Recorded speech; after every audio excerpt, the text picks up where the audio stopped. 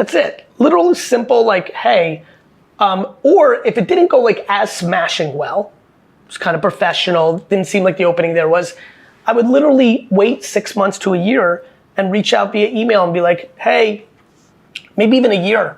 Hey, it's the 1 year anniversary of our podcast together. Thinking back to it, was a lot of fun having you on. Hope everything's been going well. How's that development thing you're doing down in, downtown? Just to remind you, maybe wasn't even on your radar, this is what I do. Would love to, grab a drink and talk business if there's anything around. I just think those are very respectful ways, but when they don't reply or they don't reciprocate, it doesn't even run through your head as if anything went wrong, because of course you understood that you may be able to do business with them on the back end, but the punchline is you really are okay. You put them on the platform without actual expectation that it would 100% lead to business. Okay, I love it. Now I want to navigate. You have a book coming out in July, Meet Me in the Middle. I am 8 months pregnant with my first child. Wow, amazing. Yeah. I know. Woo. How do you manage a family while still being a thought leader in your field?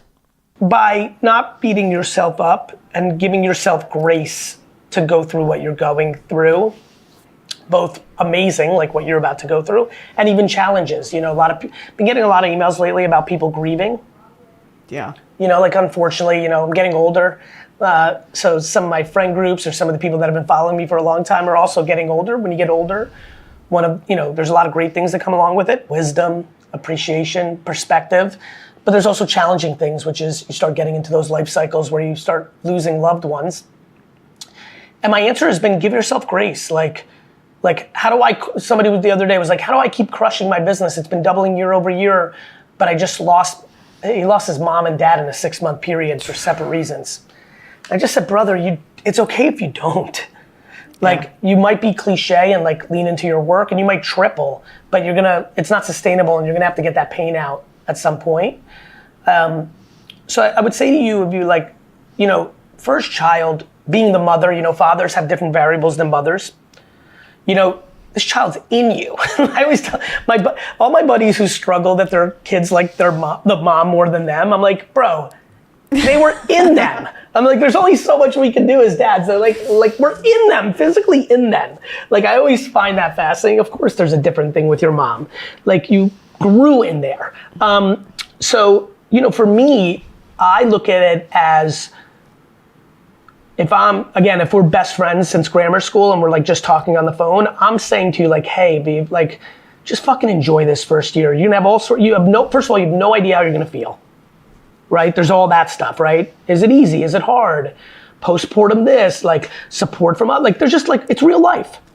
Sure. It's real life. I think giving yourself grace that this next year, who knows what it's gonna be? But I wanna be 70 and look back at that I gave it my all for the child more so than the business. But don't also, if on the second day of the child's life, if you're excited to grab your phone and email a client, you're not a horrible mother. You're a human being that is lucky that they're passionate about what they want to do, and balance comes in all sorts of shapes and sizes. So my answer to you is give yourself grace. Okay. Yeah. Meet me in the middle. That's, I'm very excited to read the book because you're very sweet. I have a feeling you're going to bring light to all ages with this one. Yeah, the Be Friends thing is, for everyone's listening, I have this Pokemon meets Sesame Street IP called Be Friends, and it's a real fun mission. You're right. Some of the stuff I've been able to do as a human being for 15 and older, I'm now on a journey to do for 3 and older, 4 and older, 5 and older. And so, these characters are fun. This kid's book is really fun.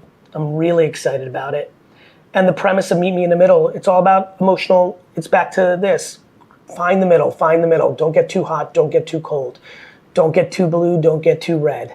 Find the middle. Patient pig and eager eagle is the story, and patience is remarkable, but complacency is not. Eagerness is amazing, but sloppy, non-strategical, go forward at all costs is also not good. And so finding balance is the key for sure. Hey, as a mentor, OGV friend, I am having the time of my life. It's a blast, and thank you, because myself, our community, we're just having, like I said, we're having the time of our lives. So thank you. And I'm excited to push it on to the next generation. And Oakley's going to be an Oak Monster for Halloween until she has an idea of anything else. So thank you. Thank you. All right. My last question. How do you present a holistic version of yourself while choosing not to include your kids in your content? That's a great question. So, first of all, I don't think, let's break down your question. So obviously I share a lot. I'm very out there. And as you know, I don't really share my personal life. I think that personally, over the next decade or two, that will become more common. I think we're in the era right now where people are really sharing a lot. And I don't think they realize what happens when you share your entire engagement, and like when you give the world things, it's theirs, not yours. Right? So I think that there's a lot of things that people haven't gone through yet in their lives. And I also think that people mistakenly use their children and their relationship to get more likes and attention. And I don't think they think of the back end. And I hear this from friends now, because I've been talking about this for a long time, and I've got some friends now who are like, wait a minute, like I'm getting stopped by people in the street that are saying hello to my 5-year-old child, and it's a little creepy and a little weird, and definitely the kid is starting to react. And I'm like, yeah, this is what I was talking about. Like, you can't be mad at them. You're blasting out unlimited content of little Connor, and that becomes interesting to people, and they want to say what's up to little Connor. And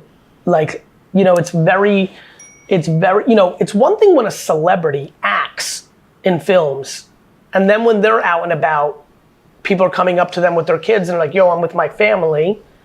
And we've all knew that, right? Like all of us have heard that. I remind my friends, I'm like, those people are not sharing their family. Yeah. They're just known.